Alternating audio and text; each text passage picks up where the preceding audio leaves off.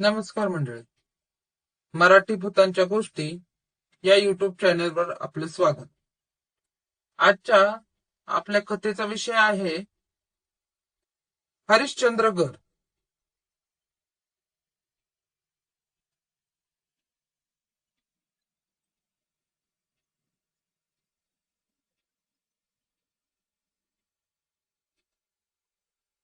प्रसंग 1. माझा ट्रेकिंग गुरु उमेश बरोबर आम्ही हरिश्चंद्रगडाचा बेत आखला. होय नाही करता करता चौघे जण गाड्यांवरून निघालो. मंचर आळेफाटा खुबी फाटा मार्गे खिरेश्वराला पोहोचलो. तेव्हा दिवस कळायला लागला होता. तेव्हा वेळ न घालवता पटकन चहा मारून चालायला सुरुवात केली.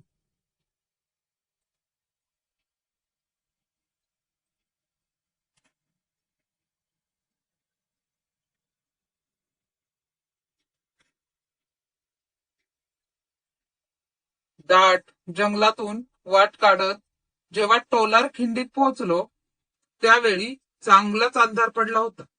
आजूबाजूचे वातावरण अन्य वेळी खूप छान वाटले असते, पण एकतर उमेश वगळता बाकी तिघ पहिल्यांदाच हरिश्चंद्रगडावर येत होतो.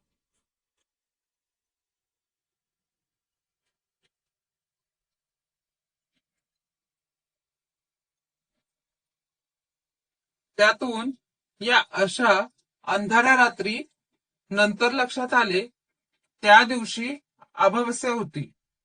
दाट जंगलात झाडांच्या अस्ताव्यस्त पसरलेल्या फांद्या खिंडीच्या कोंदट जागेत भयान वाटत होत्या.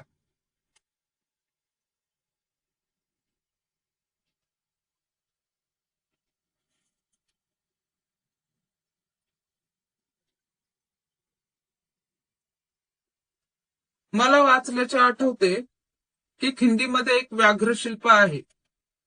मी सहज त्याला विचारले, अरे खिंडीत एक व्याघ्रशिल्प आहे ना, कुठे आहे ते? त्याने मी जिथे बसलो होतो तिथे टॉर्चचा लाईट दाट टाकला आणि म्हणाला, ते काय तुझ्या मागे? मी मागे वळून पाहिलं आणि एकदम दचकलो.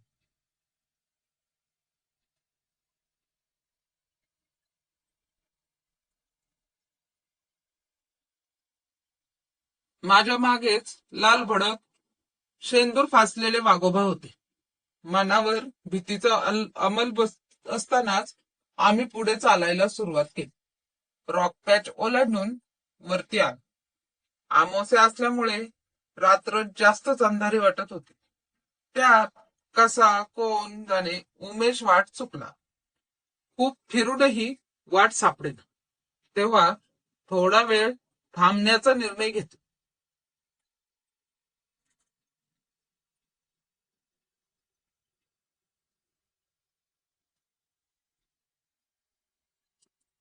डिसेंबर असल्याने थंडी बऱ्यापैकी होती. एक मोकळी जागा पाहून बसलो. तोपर्यंत उमेशने पालापाचोळा गोळा करून एक शेकोटी पेटवली. जरी तो एकदम नॉर्मल असल्याचे दाखवत होता, तरी त्याची अस्वस्थता आम्हा तिघांनाही जाणवली. त्याला विचारले तर त्यानं ओढवून लावलं.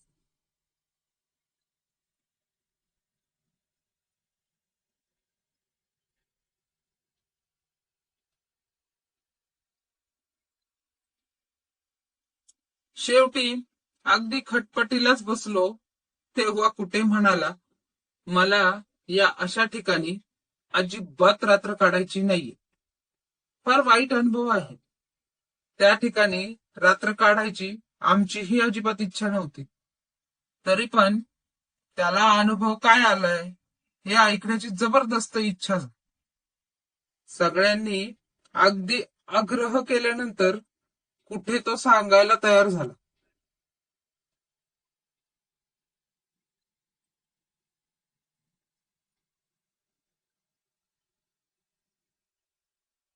आम्ही पुढे सरसावून बसलो. सगळे लक्ष त्याच्याकडे लागले. शेकोटीचा तांबडा लाल उजेड त्याच्या चेहऱ्यावर पडत होता.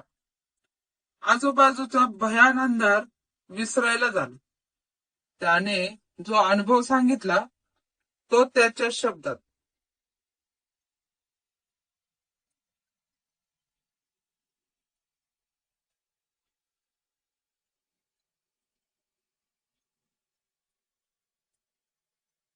साधारण 3 वर्षापूर्वी मी माझ्या काही मित्रांबरोबर या ट्रेकला आलो होतो. आमच्यामध्ये एक फडतरे म्हणून एक जण होता. तो पहिल्यांदाच ट्रेकला येत होता. आता आपण आलो तसेच तेव्हाही संध्याकाळी उशिरा चालायला सुरुवात केली.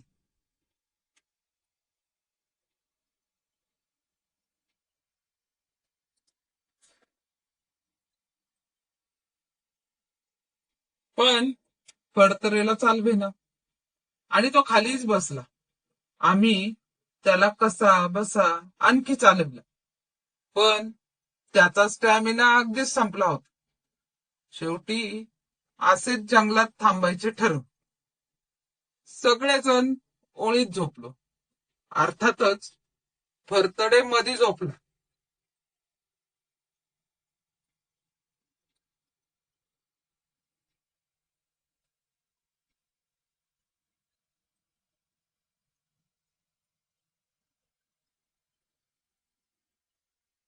रात्री अचानक जाग आली.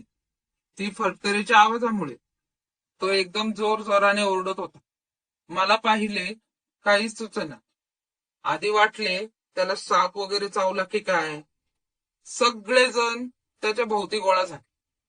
तो नुसताच ओरडत होता, नाही नाही, नको नको. त्याला शांत करायचा प्रयत्न केला, पण तो काही ऐकेना.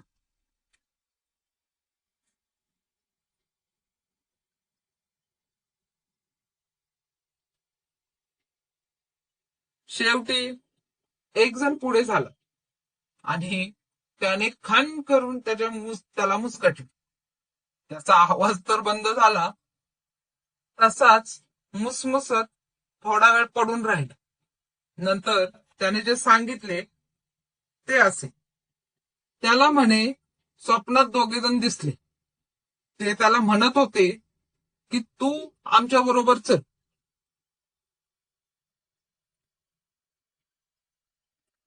अर्थातच आम्ही हा सगळा प्रकार हसण्यावारीने त्याची जाम टिंगलटावाळी पण केली. या प्रकारानंतर झोप कोणालाच आली नाही. पहाटेपर्यंत इकडच्या तिकडच्या गप्पा मारत बसलो. सकाळी उठून गडावर गेलो. मंदिरापाशी पाहतो तर ही गर्दी. गडावर काही उत्सव असल्याचे माहीत नव्हते. अजून पुढे गेलो तर 2 पोलीसही दिसले.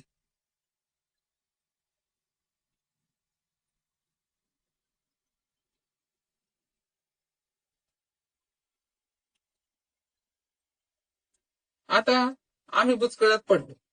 एवढ्या पहाटे पोलीस काय करतात तिथे? एक गावकरी भेटला. त्याच्याकडून अशी माहिती मिळाली की काल गडावर एक ग्रुप आला होता. त्यातले काही जण पोहायला म्हणून पुष्करणी तळात उतरले आणि बुडून मेले.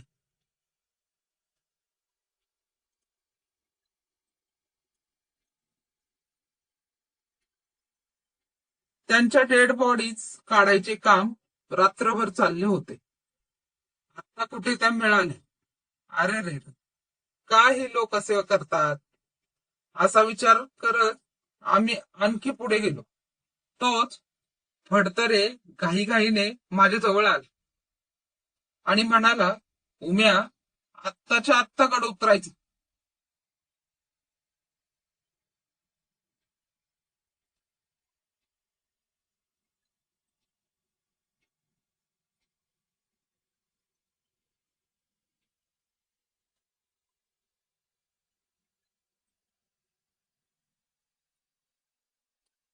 काय वाटेल ते झाले, तरी मला कळेना याला आता परत काय झाले. त्याने मला हळूच का बाजूला नेले आणि म्हणाला, अरे, या 2 डेड बॉडीज दिसतायत ना, मला हेच दोघे काल रात्री न्यायला आले होते.